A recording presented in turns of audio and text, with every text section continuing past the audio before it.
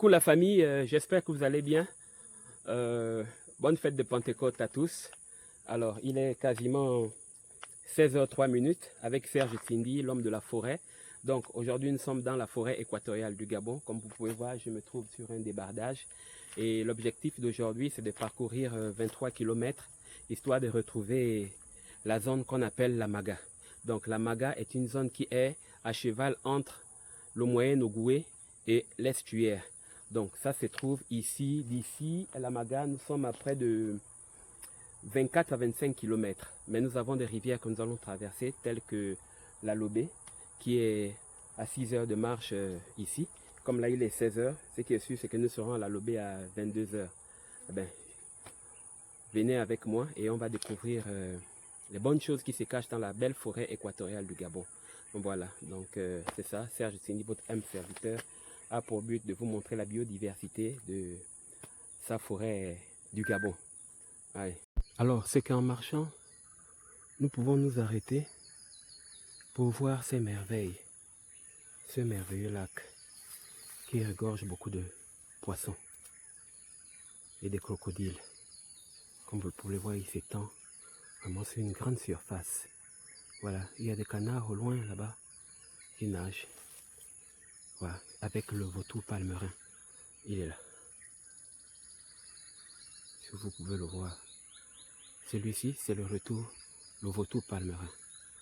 Voilà. Là, certainement, il fait peut-être son nid là. Voilà, comme vous pouvez voir. Et je crois que là, il est en train de pêcher. Ce vautour palmerin. Nous, on l'appelle en langue zébi Nyong. Ouais. Oh, c'est merveilleux. C'est des grands lacs qu'il faut venir exploiter. Et pêcher aussi. Il doit y avoir beaucoup de gros poissons là-dedans. Ouais. Allez, nous continuons en marchant.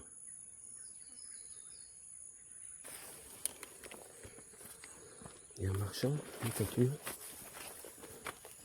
Comme vous pouvez voir. Wow, c'est un grand lac, hein? Avec les traces des éléphants. Ici, partout. Waouh! Oh, c'est merveilleux. Regardez-moi ce lac. Ouh, les canards. Comme vous pouvez le voir. Ouh là là. Les canards. Les canards. Oh. Voilà. C'est vraiment un endroit magnifique. Il va falloir venir pêcher. Et là, il faut avoir des vrais hameçons. Hein. Il faut vraiment avoir des vrais hameçons là. Ouais. Voyez-vous. Ils font du surf. Ces poissons-là. Ce grand arbre brûlé au milieu du lac. Allez. Nous allons continuer à marcher pour essayer de gagner en temps. Vraiment. Waouh, c'est beau. C'est un merveilleux lac. Donc il faut venir pêcher. Et ici nous sommes dans les sommets. Ah, il y a un vautour là-bas qui s'est levé. Ici nous sommes dans les sommets des montagnes. Nous pouvons bien regarder, observer la flore avec ces arbres gigantesques.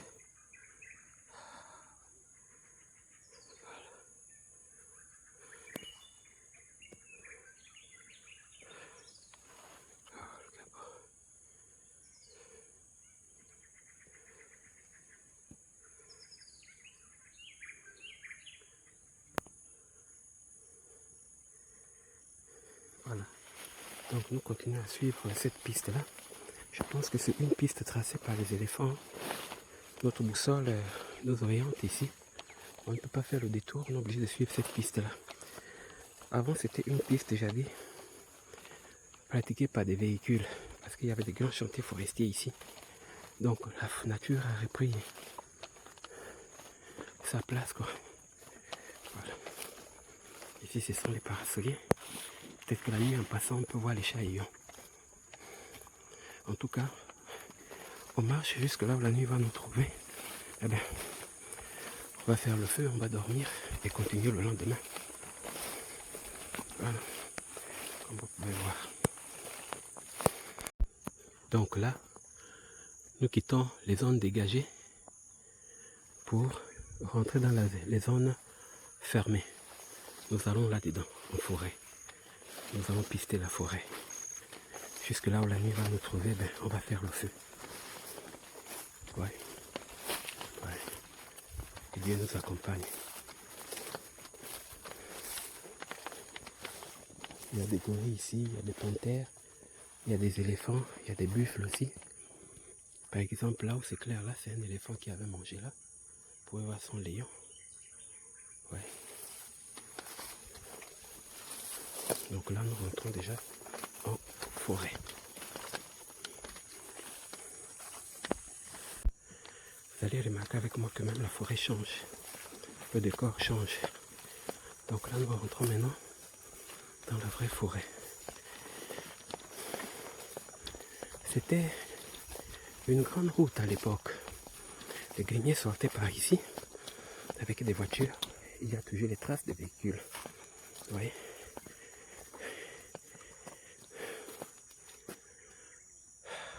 On a déjà parcouru 6 km.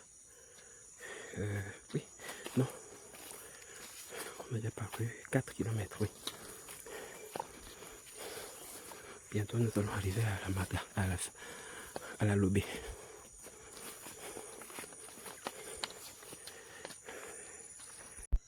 Voilà, nous sommes déjà bientôt arrivés au temps du soir.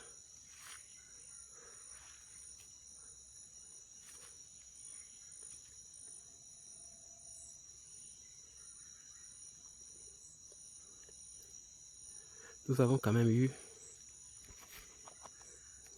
un toucan pour le repas du soir. Voilà. On l'a tué avec la machette.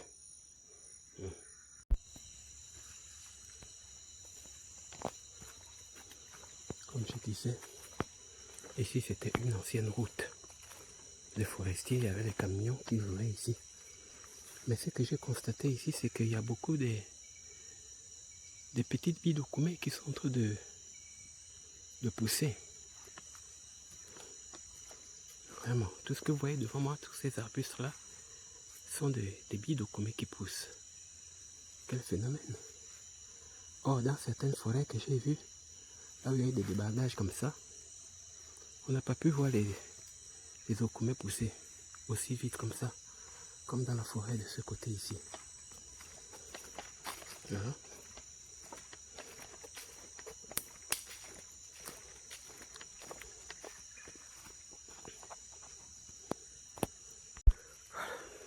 Serge Tsindi, l'homme de la forêt.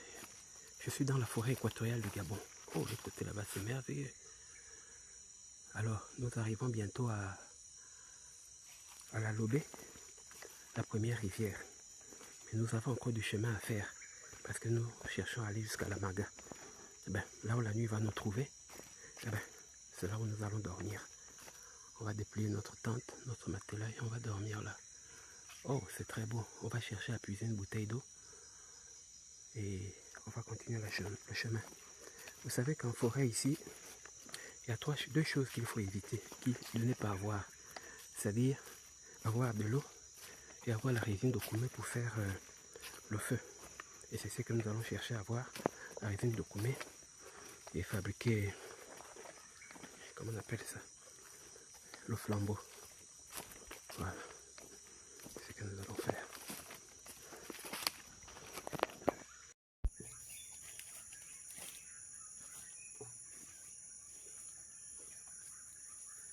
Alors voilà, nous arrivons à une rivière.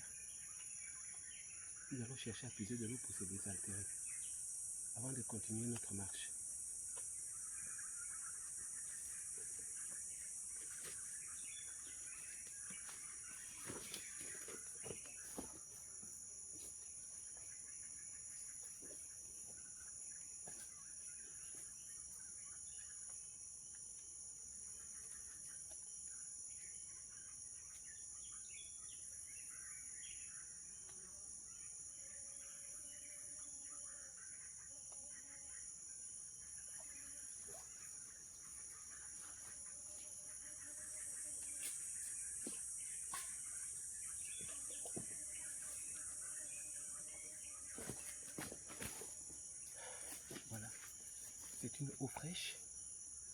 douce. Ah.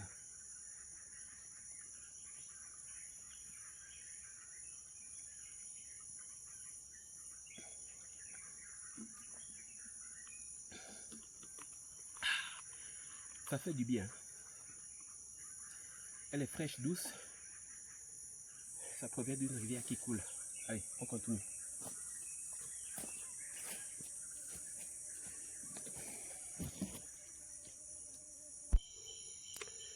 J'ai l'impression qu'ici c'est récent, que les forestiers étaient rentrés ici. Ici c'est récent là, puisqu'il y a une bille d'osigo qui avait été abattue là-bas. Ça il y a peut-être 3 ou 4 mois en arrière. Et ça a été travaillé. Toutefois, on continue notre marche.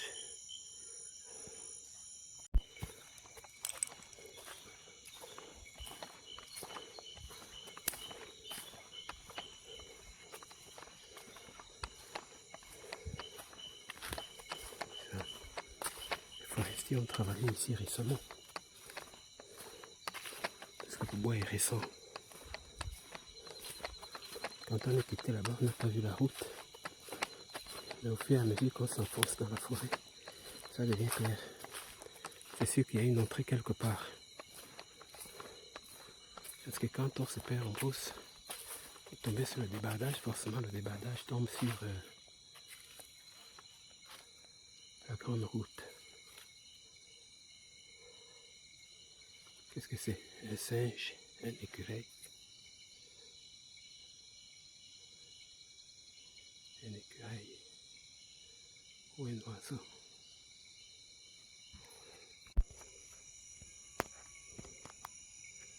Bas sur le ravin. Le D7 est descendu aller chercher. Il fait déjà tard, il est 18h09. On va chercher un endroit où on va faire le feu. On a beaucoup marché. Apparemment la lobée est plus loin que l'on ne pensait. Ici il y a un éléphant qui tourne. Il a un bébé. Ouais. Ce sont les traces des éléphants. Et là il a un bébé qui se balade avec lui.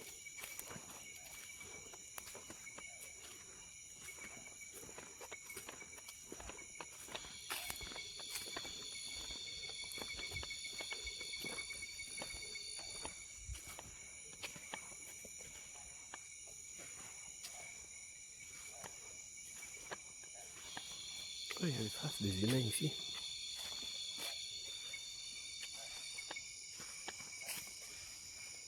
Les traces des antilopes et des gazelles qui traversent. Nous avons été coulés dans le ravin. Qu'est-ce qui se cache dans le ravin là-bas?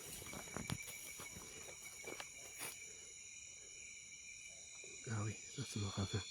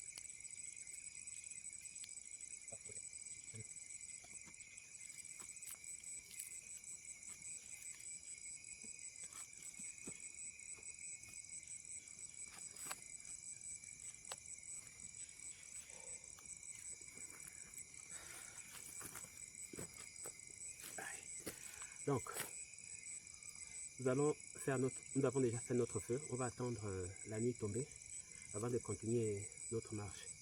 Il est quasiment 18h35, donc la nuit est en train de tomber dans la forêt équatoriale du Gabon.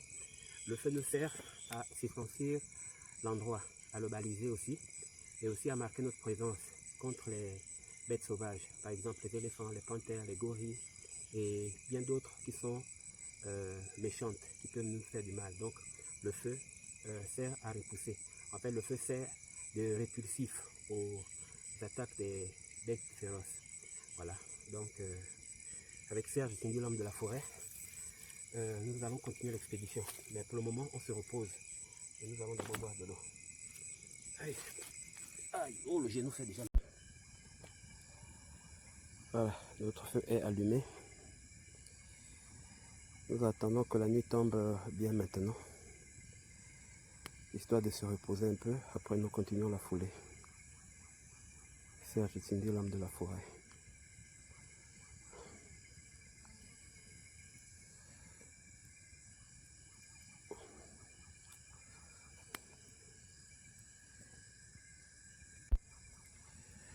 Les amis, chacun de nous a une histoire à raconter. Moi, j'ai une histoire à raconter. Qu'est-ce qui m'a poussé à aimer la forêt? C'est parce que j'ai longtemps vécu avec mes grands-parents en forêt. Pendant les vacances, quoi. Les vacances, nous allions souvent avec mes frères au village, retrouver les grands-parents. Et les activités au village étaient merveilleuses, m'avaient beaucoup marqué. Voilà, les activités de la chasse, de la pêche, aller camper en forêt, vraiment c'était merveilleux. J'étais un jeune enfant de 9 ans, 10 ans, voilà. Jusqu'à, en fait, toute mon enfance, quoi. Toute mon enfance, je l'ai quasiment passé avec mes grands-parents au village. Et voilà. Et de surcroît aussi, notre ethnie, les Nzebi, nous sommes les gens de forêt. Il y a les Nzebi, les Obamba, les Bateke. Ça, c'est vraiment les gens de forêt. Voilà. Donc, chez nous, les Nzebi, c'est quelque chose de inné. Aimer la forêt. Maintenant, on va en ville. C'est juste pour le travail. Mais sinon, nous, tout notre compte, c'est en forêt qu'on le trouve. Et voilà. Donc, je vais raconter ma petite histoire. Je me rappelle une fois, en 1994, j'étais parti au village, à Boula-Pessou, avec mon oncle Djangatebe, Maurice Thierry Djangatebe, paix à son âme. Et parmi les enfants, il y avait moi, Thibaut, Silver, Hans, Gauthier et bien d'autres. Donc quand nous allons au village, à une certaine période, au mois de juillet-août, il y avait les circoncisions qui se faisaient au village. Et l'oncle Diangatebe nous avait envoyé, juste pour rire quoi, voilà. L'oncle Diangatebe nous avait envoyé ramasser le sable à un village avant, chez nous, à Mikwanza. Parce que notre village c'était Mikwanza, voilà. C'est Mikwanza si vous voulez bien. Donc nous allions à Boula. Donc notre village, c'est Mikwanza, voilà, je voulais dire. C'est Mikwanza. Et avant Mikwanza, il y a Boula Pessou. Après Mikwanza, il y a les Vinda. Seulement j'ai oublié le nom du village qui vient après Boula Pessou. Voilà. Je ne sais pas si c'est Kambamongo, quelque chose comme ça là. Donc l'oncle Diangatebe nous avait envoyé ramasser, sortir le sable de l'eau. Parce que là-bas, dans le sud, l'est de Langounier, plus précisément en Bigou, bien voilà. Donc là-bas, le sable, on le sort des rivières. Et c'est du très bon sable pour la construction. Alors quand nous sommes partis chercher le sable, au lieu de chercher notre sable, paresseux qu'on était avec vraiment la jeunesse, en fait pas qu'on était paresseux, mais c'est, comment je peux dire, nous en Zébi on dit le vomba, voilà, donc les enfants turbulents si vous voulez. Donc nous on est partis, on a ramassé le sable de quelqu'un d'autre et nous avons chargé dans le pick-up et ramené au village. L'oncle était étonné de savoir que, oh, De suite, là, vous avez fini de remplir? On a dit oui, tonton, on a fini. Ah, d'accord, ok, c'est bien. Ne sachant pas que plus tard, le propriétaire du sable devait venir se plaindre. Et c'est comme ça comment le propriétaire du sable était venu se plaindre chez l'oncle Diankatebe, que non, tes enfants ont pris mon sable, voilà, et tout ça. Ah bon, oui. Alors Diankatebe s'est fâché, certainement il avait payé le monsieur. Il s'était fâché contre nous les enfants parce que le geste qu'on avait fait n'était pas bon. Alors c'est comme ça comment il décide de nous punir. Il dit à toutes les mamans, à toutes les grand-mères, de ne pas donner les enfants la nourriture. Vous savez que les enfants au village, quand ils ont commis une gaffe, donc voilà, ils sont punis. Ne les donnez pas la nourriture jusqu'à ce qu'ils apprennent à être sages. Ah, les grand-mères ont exécuté. Ma grand-mère c'est Iranga, voilà. Les grand-mères ont exécuté. Alors quand les grand-mères ont exécuté, nous avons passé presque toute la journée sans manger. Le lendemain, on a dit les gars, on fait comment? Non, on va faire le rondo. On fait le rondo. Vous connaissez ce que c'est le rondo? Le rondo, c'est-à-dire les enfants au village, on se réunit, on s'organise. Chacun prend un coq chez sa mère ou chez sa grand-mère. Si tu as la chance d'avoir un cabri, bon, ça c'est toi. Hein. Mais nous, on s'est limité souvent à prendre les poules. Et après prendre les poules, nous sommes allés manger à la carrière. On s'est organisé avec les gars. L'autre a amené une bouteille d'huile, l'autre a amené tout ce qu'on pouvait avoir à la main juste pour faire notre jeu de cuir à la carrière, après le village. Et c'est comme ça comment arriver là-bas, on a déplumé notre poulet, on avait eu près de 2 poulets comme ça. On a déplumé, allez, on a fait la cuisine et tout. On avait notre chef cuisinier qui était, je crois c'était Arsène ou Sylvain qui avait préparé comme ça. Voilà. Alors il y avait un monsieur, un papa, le vieux Mundemba. Voilà, il revenait de la forêt, de ses plantations. C'est comme ça comment il s'aperçoit que, ah, il y a la fumée dans la carrière. Mais qu'est-ce qui se passe là-bas? Sylvain, si malin qu'il était. Et oh les gars, il y a le vieux Mundemba. Tous se sont accroupis. Et moi, je suis resté debout avec la marmite. Mais je ne voyais pas le vieux. Et pourtant, le vieux était en face de moi. Mais je ne le voyais pas. Oh, mais Serge, toi, tu vas nous trahir. Aussitôt, quand j'ai vu comme ça le vieux, oh, c'était trop tard. Il nous avait déjà vus. Voilà quoi. Et quand le vieux était monté au village, bon, je pense pas ils nous avaient pas trahi. Là, c'était le banditisme des jeunes, quoi. Voilà. Maintenant, quand les mamans cherchaient maintenant l'heure pour le village, et certainement, il les a dit que ce sont vos enfants qui avaient pris les poules et allaient les manger à la carrière. Donc, c'était juste ça ma petite histoire. Ma petite histoire, juste pour passer le temps et continuer la marche, quoi. Voilà, chacun de nous a son histoire.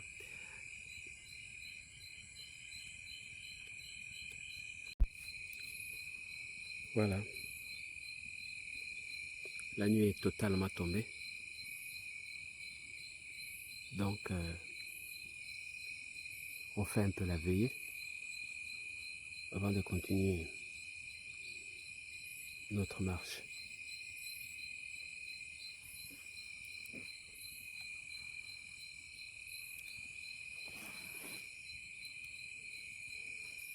On dit qu'il y a le clair de lune. Hein? Oui, ça c'est le clair de lune. La lune. Seule dans la forêt équatoriale du Gabon.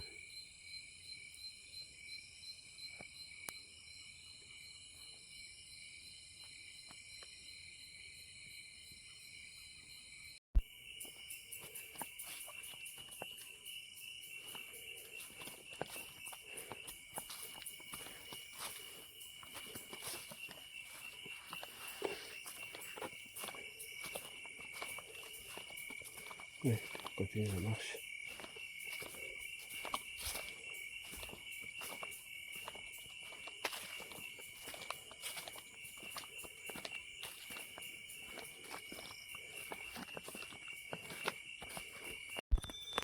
Ah les amis, c'est chaud, hein. C'est vraiment chaud là. On a croisé les troupeaux des éléphants. Donc du coup, on est obligé de faire demi-tour. C'est chaud. Et de sur quoi ils ont les enfants. Là, ils sont vraiment très dangereux et très méchants. Donc, il vaut mieux faire demi-tour jusqu'à là où on a laissé la voiture. Ou à défaut, on fait le feu, un autre feu, et puis on dort. Vraiment, marcher la nuit, c'est ça l'inconvénient. C'est obligé d'avoir le sifflet toute la nuit pour faire.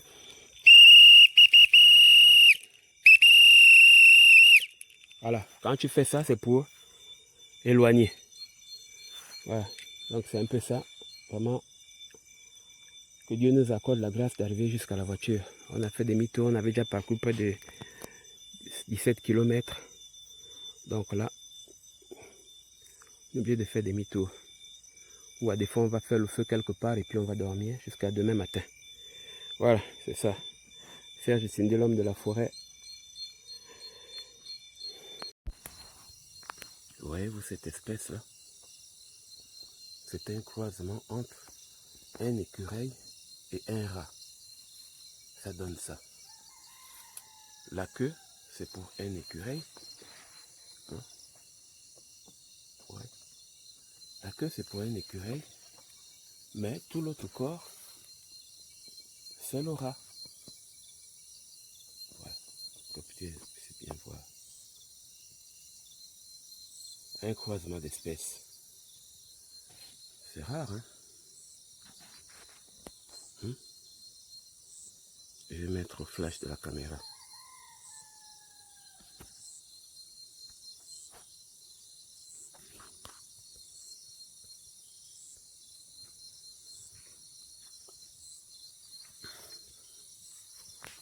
Voyez-vous? Un écureuil. Bon, on va dire un galagon, mais ça, c'est pas un galagon. Il a la bouille d'un rat. Et il a la queue d'un écureuil. Allez, on va le laisser tranquille. Il se balade, il est en pleine chasse.